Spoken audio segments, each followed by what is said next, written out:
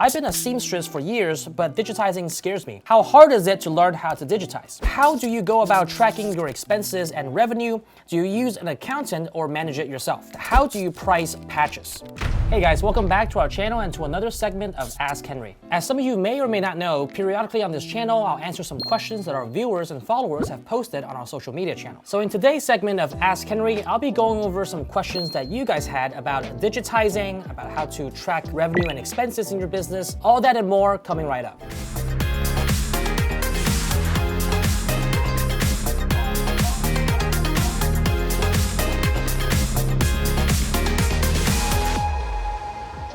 All right, you guys, before we jump into today's questions that our viewers and followers have submitted, if you're new to this channel, my name is Henry Ma, I'm the CEO of Ricoma, and this channel is dedicated to teaching you everything you need to know about the apparel decoration business so you can start and scale in this industry.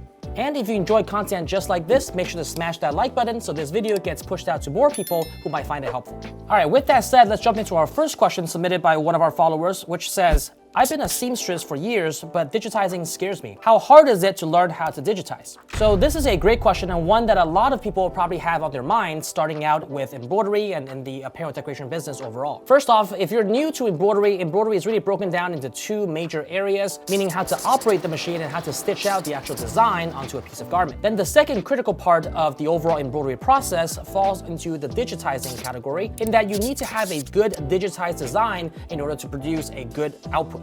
Many embroiderers, especially those that are just starting out, may resist learning digitizing because they feel that it's too difficult to do, or they might have to have an extensive learning curve to get good at it. So Tony, what do you think about maybe adding some pull and push compensation, maybe to 110%, and taking off the placement and the tack down stitch? Either way, it's not going to be a patch. What do you think about that?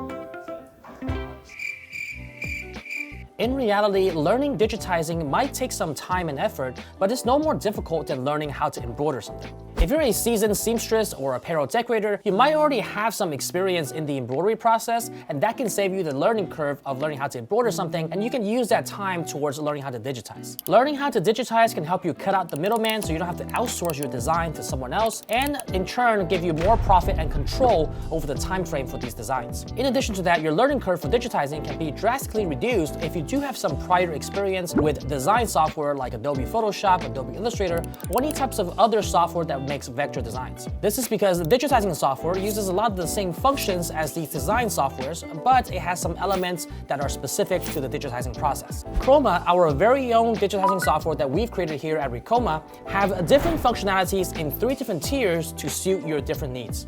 In fact, if you want to play around with our Ricoma software and get your feet wet in terms of digitizing and just see how the interface works, you can download a free trial of the Ricoma software. I put the link to download the free trial in the card above and down in the links below. We also have a ton of videos on this channel showing how to digitize for 3D puff, for patches, and other types of uses using our Ricoma software. You can check out those videos in the cards above and in the links below also. So just remember that any skill will take some time and effort to master, but it's definitely not rocket science, and you can definitely learn it if you put your mind to it. And if you're not sure if you want to get into digitizing just yet, just know that learning digitizing is not a prerequisite for you to be an embroiderer. You can always outsource that design to someone else and maybe learn it later and bring it in-house. All right, moving on to our second question, which is, how do you go about tracking your expenses and revenue? Do you use an accountant or manage it yourself? This is likely a question from someone that is just starting out in the business and deciding whether to hire an accountant to do the bookkeeping for them or do it themselves in-house. If you're approaching it that way, it might not be wise to hire an accountant right away to just do your bookkeeping. You can simply keep track of some of the income and expenses in a simple Excel sheet for the time being. A good place to start that I would recommend is to open a business bank account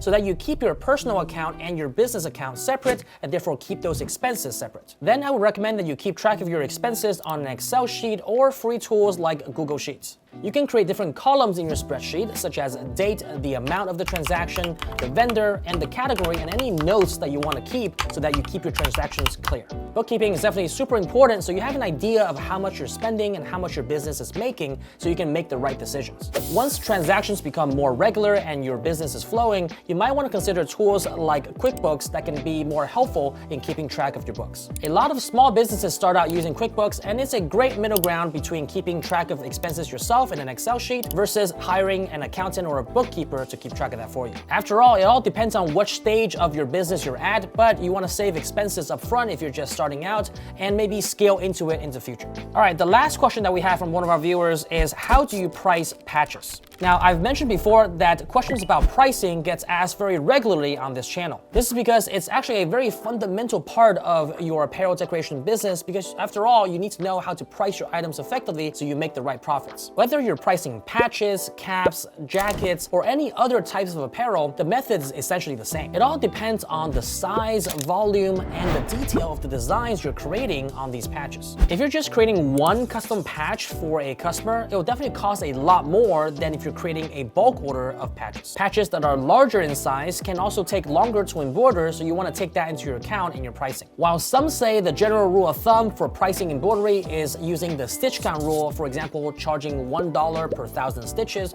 or $2 per 1,000 stitches, that rule is very outdated and doesn't really take into account the time that it takes for you to embroider that item. Many times, if you're just using the stitch count rule, you end up underpricing your services and not being compensated enough for your time. It's a much better practice to price your items based on the time that it takes for you to embroider one single item. Because when you take into account the time that it takes, you are taking into account the setup time, the time of the design and how complex it is, and other factors that might affect the time. I've said many times before on this channel that not all stitches are created equal, so if you're just pricing off of the stitch count rule, you're essentially not taking into account the complexity of the design and how long it will take you to embroider that item. Since I've talked about the time-based pricing method on this channel in multiple videos, I won't go into detail on this particular video on how that formula works, but you can check out this video that I put in the card above and down in the links below that gives you a good overview of what this formula is, so you can follow it and apply it to your business. And if you're interested in a deeper dive on the variety of factors that affect pricing, I do have a free webinar going over this topic. I've also put that in the card above and in the links below. In that free webinar, you'll not only learn the different factors that affect embroidery pricing, but it will also teach you how to price your items effectively to maximize your profitability. All right, so that's it for us for today, guys. If you haven't gotten your questions picked or answered, you can choose to either comment below and I'll answer them there,